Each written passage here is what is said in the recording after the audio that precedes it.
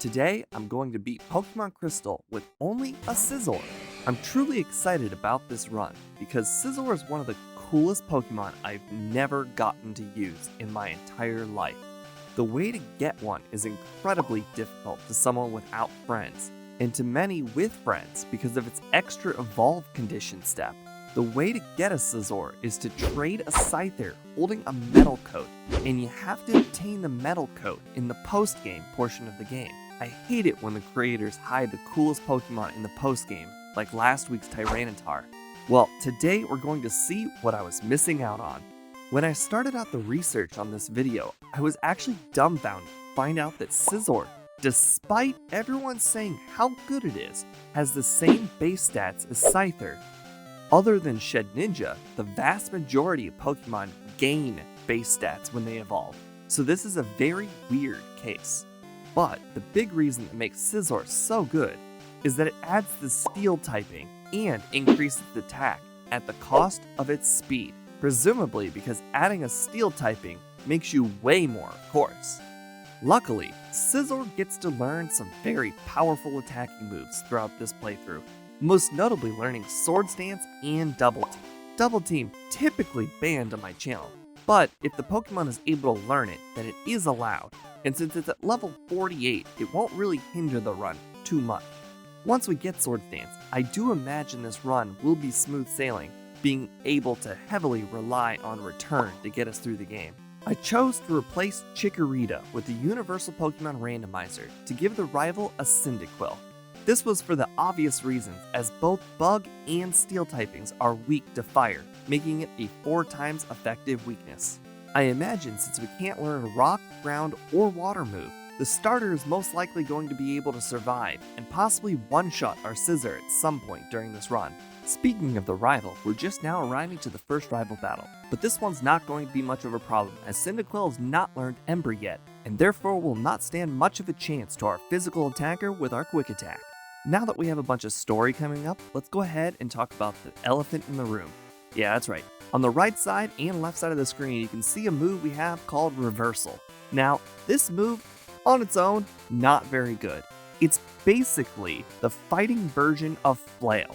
Flail does more damage the lower your HP, and we're talking really low HP. We're talking like 30%.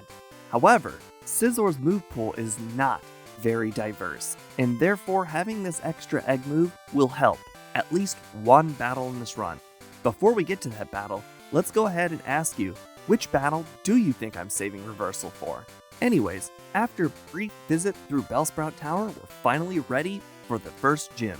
But before we get to Falconer, after battling his 2 gym trainers, I then learned Pursuit, which is going to be a dark move and therefore a special move. Our special stat, not very great, but it is good to have covered.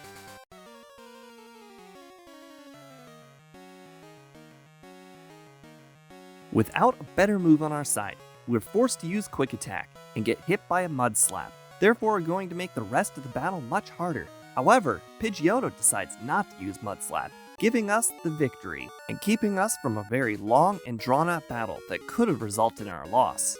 From here, we can then work our way south toward Union Cave, where on the bottom floor we can pick up Swift and then immediately learn Swift, which will increase our attack power by an entire 20%. Also, now we can't miss.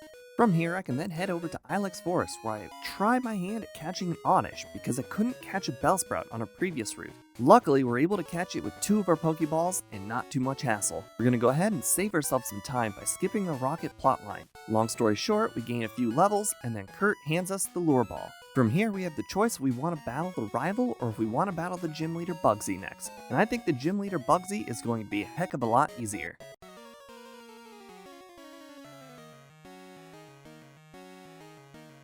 However, there's not much to say about this Bugsy fight, because he's only got Metapod, which its best attack is Tackle, and Kakuna, which best attack is Poison Sting. Meanwhile, his ace, Scyther's best attack is Fury Cutter, and because we have a resistance to bug moves, it's just not going to be much of an issue. In fact, the majority of this battle is spent fumbling around the menus trying not to learn False Swipe. Now, if you take a look at our stats there in the bottom left-hand corner of the screen, you can see that our attack is literally more than double our special attack. However, Pursuit will have one use, and it's coming right up, as we're about to face the rival. The rival has added a Ghastly onto his team, and now that we have Pursuit on our moveset, we actually have a move that can damage the Ghastly, but not just damage, it's super effective. Luckily, we wake up after one turn of sleep and we're able to take down Ghastly, moving on to Quilava. Unfortunately, we cannot take down Quilava in one hit, we get hit by a massive Ember attack. Luckily, it's not enough at this point of the game, so we move on to Zubat, which is promptly one-shot. From there, we can then head over to Ilex Forest, where we can deliver the Farfetch and get the Cut HM. After teaching that to Oddish, we can then move over to this woman, who gives us the Headbutt HM, probably going to be our strongest normal type move until we get returned later on in the run. Once we've arrived at Goldenrod City, there are a few errands that we always do. This includes grabbing the coin case, getting a haircut to improve our friendship, picking up an Abra from the game corner to use teleport, grabbing the radio card from the radio tower to use later on in Kanto, grabbing Kenya, the Spearow from the toll booth guy so we can teach Fly later on, picking up the Quick Claw from the woman standing outside of the park, and Scizor's not even that fast, so it's actually quite useful. And last, we talk to the flower shop girl, who then returns to her house, allowing us to move on to Whitney.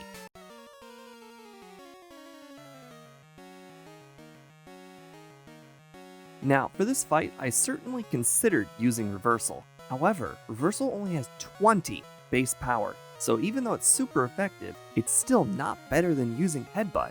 Plus, Miltank doesn't really have too many options other than using Rollout, which isn't going to save it from losing. After beating Whitney and obtaining the Plane Badge, the game really does open up. You've got a lot of decisions you can make, but that all starts once you've gotten yourself the Squirt Bottle. So we grab the Squirt Bottle, use it on the Sudowoodo. We don't need Sudowoodo, so we run away. The next thing I usually do is then battle the Kimono girls, so that way I can get myself Surf. I've had an issue of forgetting about Surf lately, so I get that out of the way. I then head to the Burn Tower next, where I run into the rival. This is the rival battle that I was worried about the most, as Haunter typically then starts off with a curse, which of course it does, so now we're on a timer. However, we don't have a super effective move for the rest of his team. After Headbutt then doesn't manage to hit Quilava, it uses a Leer, saving us from an instant loss. However, we're still not out of the woods yet, as we don't take down Magnemite in one hit. Luckily, it misses its Sonic Boom, and we move on to Zubat, which promptly gets one shot. Quite frankly, we actually did not deserve that victory in any way, shape, or form. We typically would have lost if we were hit by an Ember. Luckily, it doesn't have very good AI, as a 4x weakness is something that they should always go for. Anyways, with the Burnt Tower taken care of, we can then head over to the gym, as we do have a super effective move in Pursuit, so we should hopefully be able to beat Morty no problem.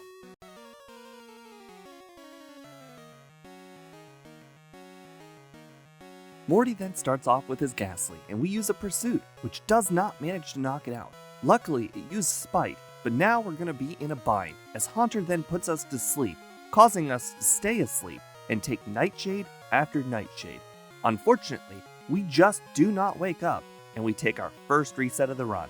On the next attempt, we use a Pursuit on Ghastly, and unfortunately do not take it out, as Ghastly then sets in a curse. Haunter, of course, then puts us to sleep once again, and we're now going to be curse damage every single turn. So now when we make it into Gengar, we only have 22 HP, and with Pursuit not doing massive damage, we lose. Willing to give this another go for better Curse or Hypnosis luck, I give it another try.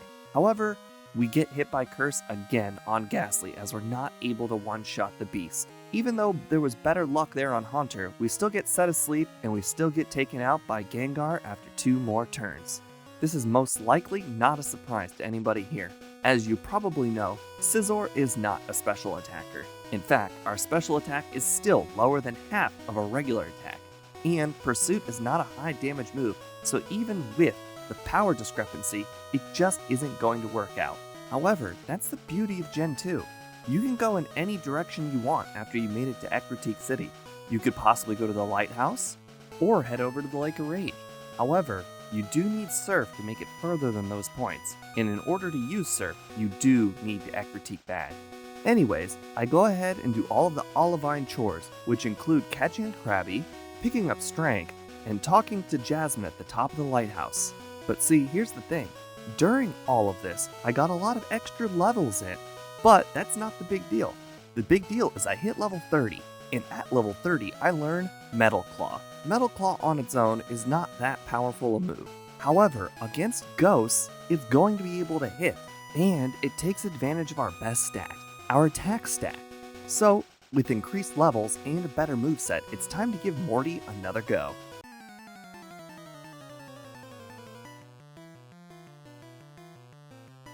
Extra levels was going to be able to help us take care of Ghastly, so it's no surprise that we can take that down in one hit. However, the Haunter is where the real question begins. Thanks to taking that down in one hit, we're probably going to be able to win this one. We don't take down Gengar in one hit, and it does put us to sleep, but now you get to see just how strong our Steel typing is, as Dream Eater does not do very much damage. And now, we're going to be able to get instant victory against Morty. Now with the Fog Badge, we can then use our Krabby and surf over Route 40 and 41 to Cianwood City, where we can pick up the Secret Potion for the Ampharos at Lighthouse, and so we can battle Chuck.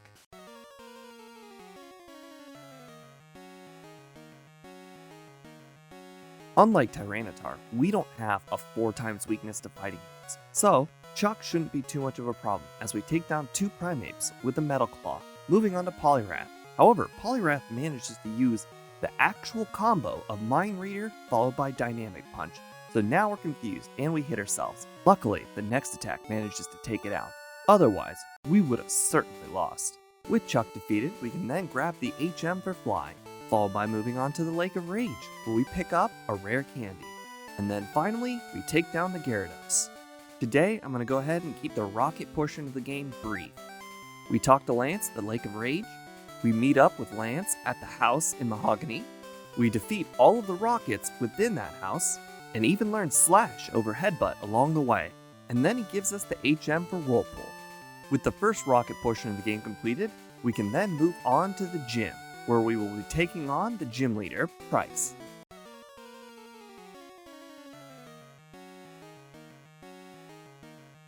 But Price suffers from one of the issues in Gen 2. Because you can battle him so early in the game, his levels are just so low.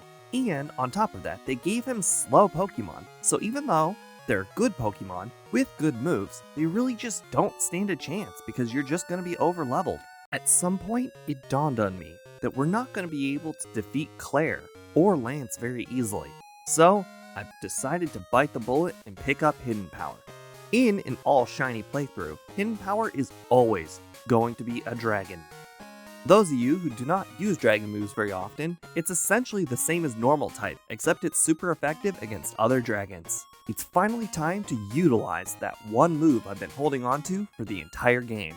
You've probably guessed it, but I've been holding on to Reversal for Jasmine.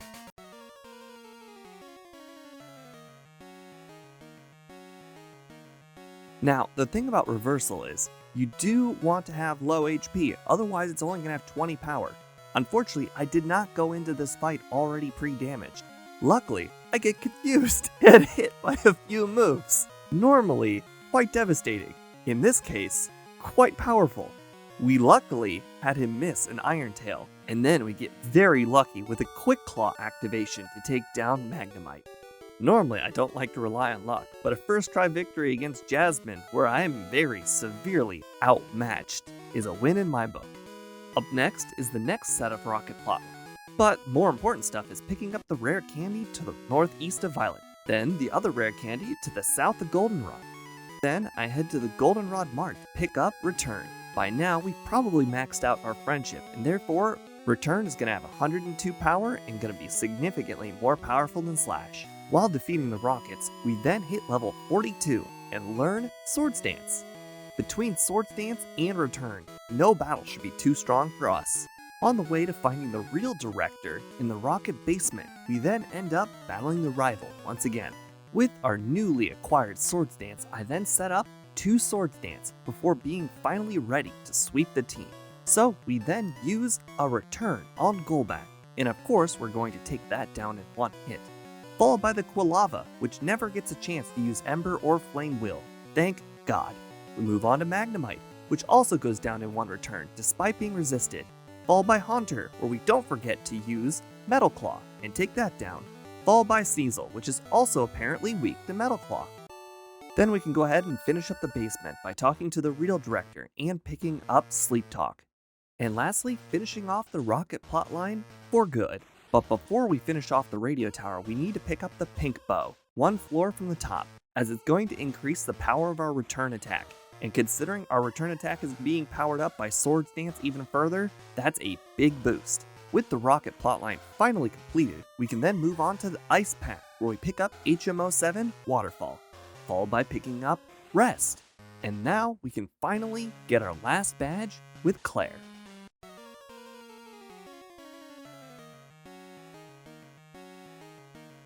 For the same reason why Pursuit wasn't better against Gengar, Hidden Power is not better against Dragonair. So we're going to use a physical move rather than using a special move because our stat is just that much better. Anyways, we learned Double Team, so now our moveset is basically complete all the way up to Red. Claire really tried her best, but unfortunately she can't really make up an 8-level deficit. She did, however, manage to get a smokescreen, but that only delayed the inevitable as we get our victory. Afterwards, we then visit the Dragon's Den, where we pick up Dratini. Now, with Oddish, Spearow, Krabby, and Dratini, we have coverage for all of the HM moves. As Professor Allen then gives us a call and lets us know that we can now enter the Kanto region, but more specifically, the Indigo Plateau, where the Elite Four are located. After picking up the rare candy, we make quick work of Victory Road and find ourselves up against the rival once again. Unfortunately for him, even though he's improved his moveset and team, it's just not going to be able to compete with our team. We've got the cheating move Double Team on our side, so after we set up with 2 double teams and 3 Swords Dance, we're totally ready to sweep his entire team. Unlike Gen 1, it does not matter if we level up, because badge boosting is not really a thing in this game. But that's all we really needed was to power up our return attack. In fact, even when he gets to the Haunter, we still have Metal Claw, which is going to be able to hit the Haunter no problem, just like we did for Morty. So it's really not going to be much of an issue taking him down this time. It's just unfortunate he was never able to hit us with a fire move outside of the Ilex Forest encounter. So that takes us to the Elite Four, where our first battle is going to be Will, the Psychic Master.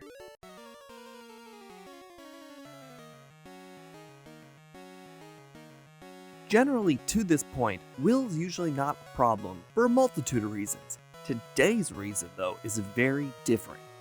He actually doesn't have a single move that's even 1 times effective against us. He only has Psychic and normal moves. And then Jinx also has Ice Punch, along with Executor having Leech Seed, all of which is still ineffective against a Steel type. So little to say, Will was not an issue. Which should take us to Koga next. And I honestly am not expecting much of a challenge on this one either.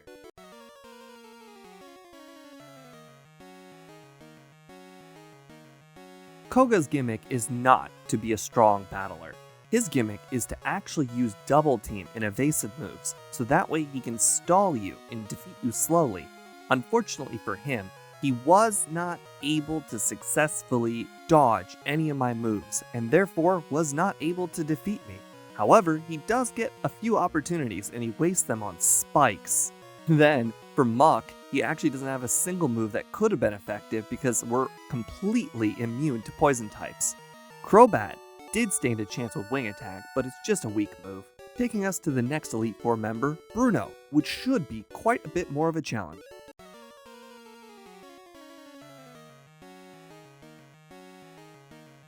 I figured that his Pokemon are probably going to be able to survive a single hit from me, so I decided to set up 1 Swords Dance. Seeing as he went underground, I take the opportunity to use a Double Team. Then, we start clearing his team. Hitmonchan we know from our Tyranitar has Mach Punch, but decides not to use it for some reason, followed by Hitmonlee. But unfortunately for him, he's just not going to be fast enough to compete with our Scizor. Despite our medium-sized speed, we're just too over-leveled, and therefore we're going to be able to sweep through the rest of his team quick. Taking us to Karen, who's got quite a bit more of a diverse team.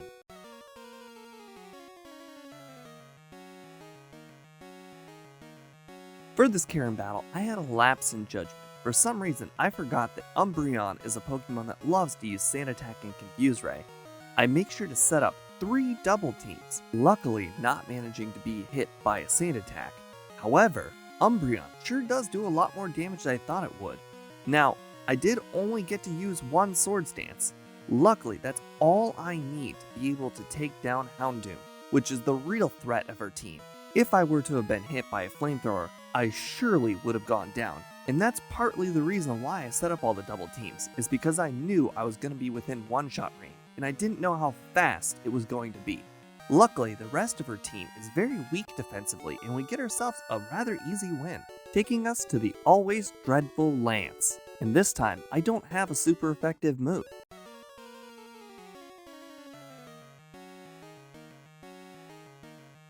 I start off the battle accidentally forgetting to heal, but I do start with a double team to make sure that I at least have a little bit of evasion on my side. Unfortunately, he does manage to hit the next two serves, but by the time he's done this, I've already set up 2 Swords Dance, and I'm ready to one-shot the Gyarados, followed by then one-shotting the Charizard, and then the following Dragonite, which takes us to the next Dragonite. And you know what? If I'm able to one-shot the first one, I can most likely one-shot the next 2 Dragonites, and I promptly do, which takes us to the last Pokemon, Aerodactyl. It then gets to go first and hits me with a Rock Slide, as Metal Claw misses and I get taken down. On the next attempt, I'm going to go ahead and point out a little something here. Remember that double team I set up? Yeah, that's supposed to give me 25% evasion. I was hit by 2 Surfs and 2 Rock Slides, and the Rock Slides are only 90% accurate on top of it. So that was extremely unfortunate. Here's a little chart so you can see how accuracy and evasion factors into your hit percentage. On the next attempt, I literally changed nothing the entire playthrough. So we're able to make it right back to Aerodactyl. However, this time, I don't miss the Metal Claw, and we get ourselves an easy victory, making us the champion of the Pokemon League. However, you probably already know, this run is not over yet. We still have 8 more gyms to go and red. It all starts as we receive a phone call from Professor Elm informing us about the Kanto region, and he gives us the SS ticket, in which we gladly take it and board the SS Aqua. While on the SS Aqua, we make sure to return a missing grandchild and get a sailor right back to work, as we then arrive to the Vermilion City port, where we exit the ship and promptly head to the Pokemon fan's house, where he then gives us a rare candy. And since we don't need to bring the guards any water, we can head directly to Erica first, as she requires no setup to battle.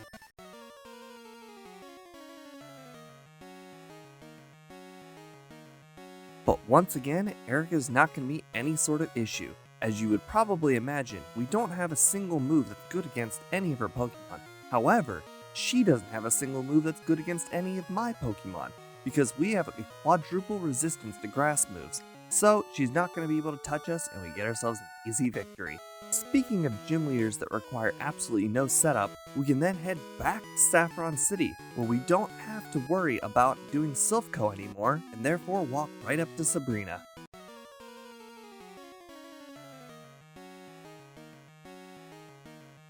However, Sabrina suffers from the same issue that Erica does. She also does not have a move that can hit us. And unfortunately for her, her Pokemon actually have quite frail defenses, so none of them can withstand a single hit from our return attack. And with that, we have nowhere else to go but to do the post-game machine part storyline, where we talk to the plant manager who starts the quest. We then head over to the Cerulean Gym, where we bump into a Rocket who clearly is talking about hiding the machine part. Then we head over to Bill's house, where we run into Misty, so that way she can occupy her own gym once again. Then, on our way to Misty, we grab the machine part and we start our gym battle.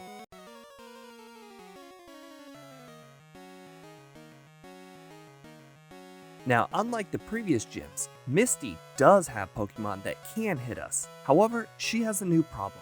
Her Pokemon are significantly lower leveled and significantly slower than mine. The only one that stands a chance at outspeeding me is the Starmie, but unfortunately, it just suffers from a 13 level deficit. And now, with the Cascade badge in hand, we can then complete the rest of the Gen 2 Kanto storyline.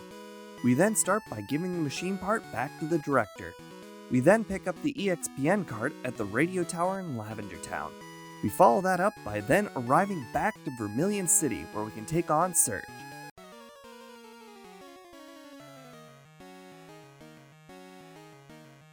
Putting Surge off till the 4th gym that I complete in Kanto makes it significantly easier because now we have a few more levels under our belt and his speed demons, which are the electrodes, will finally be outsped and we can actually take down his team. Unfortunately, we weren't able to one-shot sweep his entire team, but a flawless KO seems pretty good in my book. We can then use the newly acquired EXPN card to wake up the Snorlax by going to the Pokeflute channel, in which we'll actually capture the Snorlax so that way we can use the leftovers that it's holding. From there, we can then head through Diglett Cave and arrive at the next gym leader, Brock.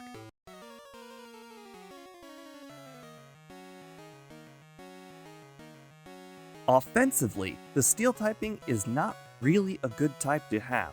However, for Brock's gym, it's actually one of our advantages because the Steel type is only effective on both Rock and Ice.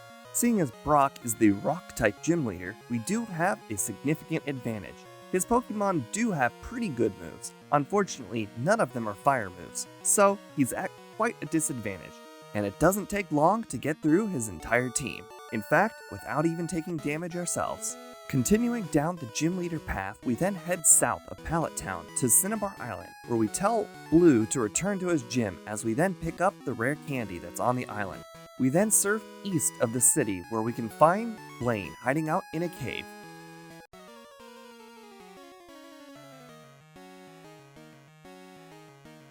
Blaine's unusual Macargo ends up not being that much of an issue after it survives one attack. However, I have a momentary lapse in judgment and I continue on with using Metal Claw. Luckily, he only uses a Sunny Day, and unfortunately, that was the only chance he was gonna get at victory as we then one-shot the Rapidash. We then continue on through the ocean where we arrive at Fuchsia City and we go ahead and take on Janine.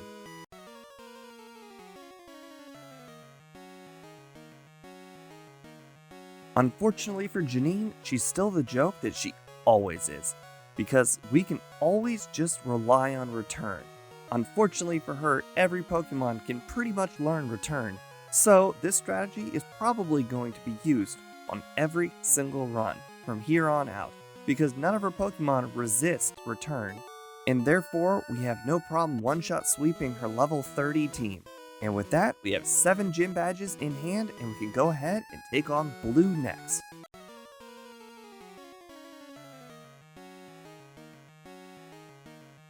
As I start this battle, I usually set up a Swords Dance. However, Pidgeot will have none of that, so I have to switch right back into Scizor. Unfortunately, I can't set up my Swords Dance, so I have to attack Pidgeot. Unfortunately, as I suspected, it survives, so it uses Whirlwind and swaps me out. I swap back into Scizor and finish off Pidgeot. He then throws out Arcanine next. Unfortunately for me, I was still in setup mode, so I used my Swords Dance and I got hit by a Flamethrower. Unfortunately, because this situation is probably going to happen again, I decide that I just need to set up my Swords Dance and hope we don't get hit by a Whirlwind. Thankfully, we don't and we can take down Pidgeot, followed by then taking down Arcanine on the next shot, luckily never being hit at any point. Unfortunately, one Swords Dance is probably not enough to sweep his team, but I go ahead and test it out anyways, as we then take down Exeggutor with a Return. Alakazam was never going to be in question. Luckily, we did outspeed by 5 speed, and we take down Rhydon with a Metal Claw, so I guess we were able to one-shot sweep his entire team. There's only but a few things left to do before the end of the game can commence. First off, we're going to head back to Celadon City to make sure we pick up Curse, just in case we do need to switch our moveset up. Then, we're going to go ahead and inform Professor Oak that we have all of the badges and we can then go over to Mount Silver. There's one house sitting outside of Mount Silver, and normally, not a house that you care about one bit. However, this house contains Steel Wing. One of the very few Pokemon that will ever use Steel Wing is going to be Scizor, because it's a Steel type, and therefore we have an advantage. We get to sacrifice 5 accuracy for 30 extra power, and seeing as it wasn't a 100% accurate move, that's a trade I'm willing to make every time. Then we grab the last rare candy that's hiding in the bush before we then face Red.